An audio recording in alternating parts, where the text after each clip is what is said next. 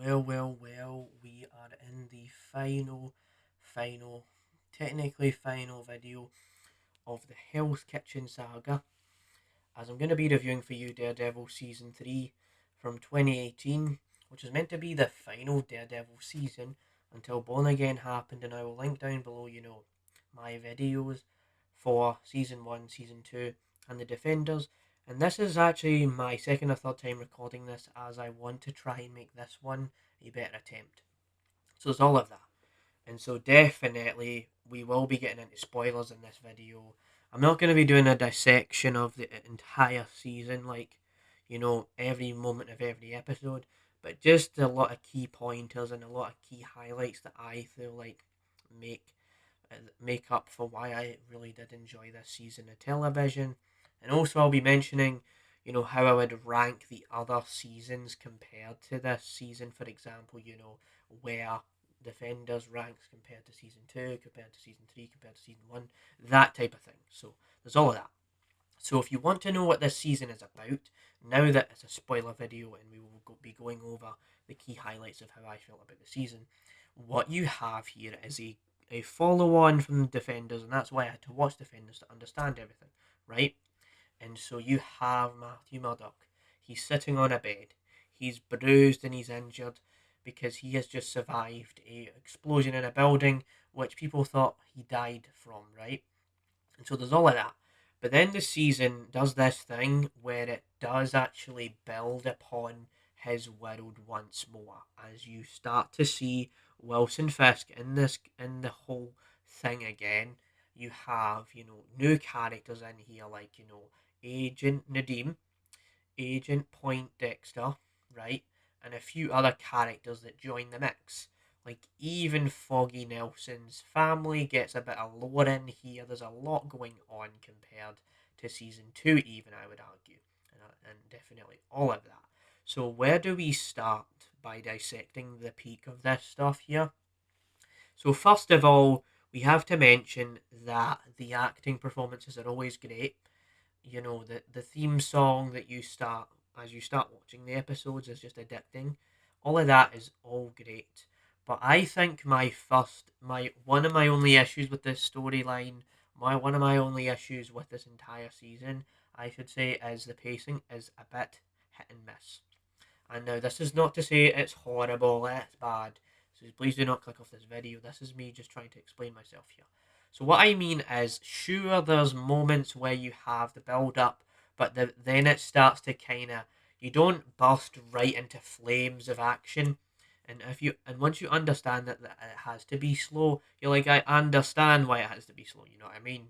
But honestly, outside of, there is a really good episode in here where there's like a prison break and Daredevil goes into a prison.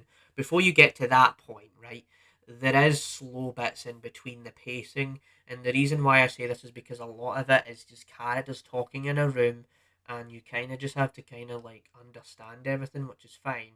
But it's nothing like, how the other seasons where you have slow stuff, but then it cuts straight into a big set piece or a big piece of action. There's not a lot of that in this season, and it's definitely a different season of television when you start to realise this.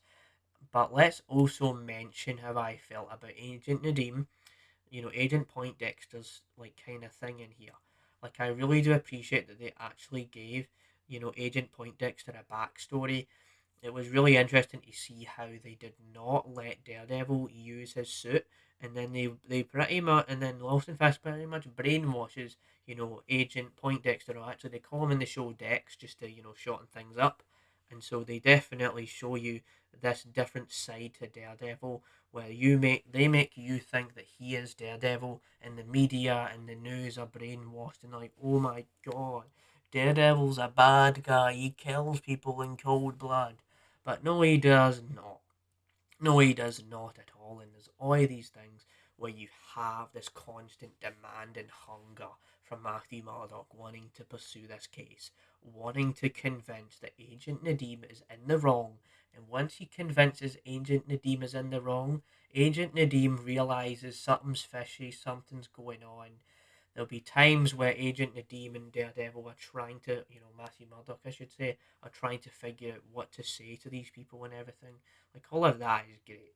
And so, definitely, and I just feel like also the episodes do still fly by, but there's the pacing issues I have had. But once you get past the pacing, and let's talk about episode 4 as well, where you have the prison break and Daredevil goes into the prison and there's these big fights. And these fights, like this scene is just awesome. It's really awesome how they convey so much in so little time. And there's things like that I just really enjoy. And so there's definitely all of that where you do see all of this. But my another little favourite episode of mine is definitely series 3 episode 10, because this just shows you how Karen became what she did and how she had a messed up backstory where her family, her mum and dad, not her mum and dad, her her father and her brother weren't getting along right, and a lot of it, they were like, oh no, I don't think we're going to get along here. Oh no, like we have a business, we have stuff to take care of. She doesn't care about that. She cares about her boyfriend. But even her boyfriend damages her life a little bit here, and it ends up in actual deaths and stuff like that. Like, it goes in really well. And it felt like a side plot, but it didn't really, because you had to really experience what she was going through, because she was a big main factor of this. And also the revelation about who Daredevil's true mother was truly heartbreaking stuff. You're just like, whoa, Daredevil really was adopted into a Catholic situation, into the Catholic, kind of church thing, where the mother, who, there's that father Jack dude or whatever, who was in the first season and, kind of in the second season as well here, where he was actually kind of adopting Daredevil and Matthew Murdock's character, and you didn't know any of this, or Daredevil didn't really tell anybody, so there's all of that. And then when Karen starts confessing about how she shot, Wesley 7 times, it's like, oh, it's getting good. Well, actually, it is getting good. This is getting really fucking good, so it is. And there's things like that in here where once the plot starts breaking open the seams and it locks in and it locks you in well, it just gets so good, man. I just absolutely loved this season of television. And so there's definitely that. And also, you seep through episodes 3, from episodes 1 through 5 to 6, and then you get deeper in after episode 10, and then it starts sealing, it starts revealing what's really going on here. And then you get that death scene with Agent Nadeem, and it's like, holy shit, can this get any better? And then you get deeper in there. You get absolutely deeper in there, because, Foggy Nelson was trying to prove to his brother Theo that Wilson Fisk isn't a good guy, and he's trying to convince him all like that. But then episodes 12 and 13 really do, really do change the stakes here. Really do create a situation that you want to continue watching, as you have this final battle. Oh god, I just spit it. I just spat on my computer. This is how good this is getting. Right, let's forget about that.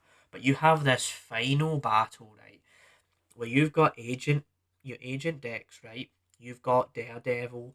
You've got, the true Daredevil, who's actually in the black gear that he was in season 1, right? And then you've got Wilson Fisk, and it's all like commencing into this final battle, and you're just like, absolutely just go for it, Matthew. Just punch Fisk, punch Fisk. And then Daredevil was like, yeah. And then Fisk is like, yeah. And then you're just absolutely in for it. And so, honestly, when I consider how good it's getting and how much more good it gets, like, it shoots itself up from a 9 out of 10 to a 9.5, and the pacing is the reason why I think that. And just to quickly rank episodes, not episodes, quickly rank, the seasons as I mentioned earlier, right? The whole thing. So, Defenders in last place, I would say, and then you have season 2, season 3, and season 1. I think season 1 is still the best season, but season 3 is really good. Like, I've explained in grim detail here how good this season is.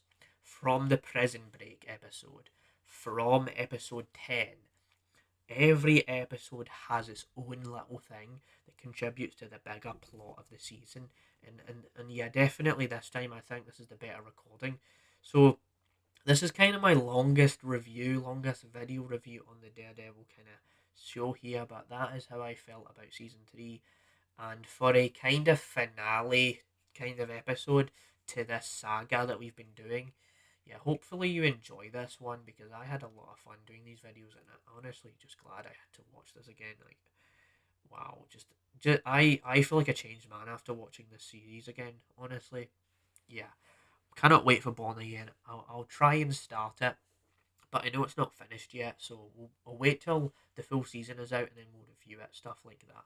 So yeah, bye, bye, bye, bye, bye, bye.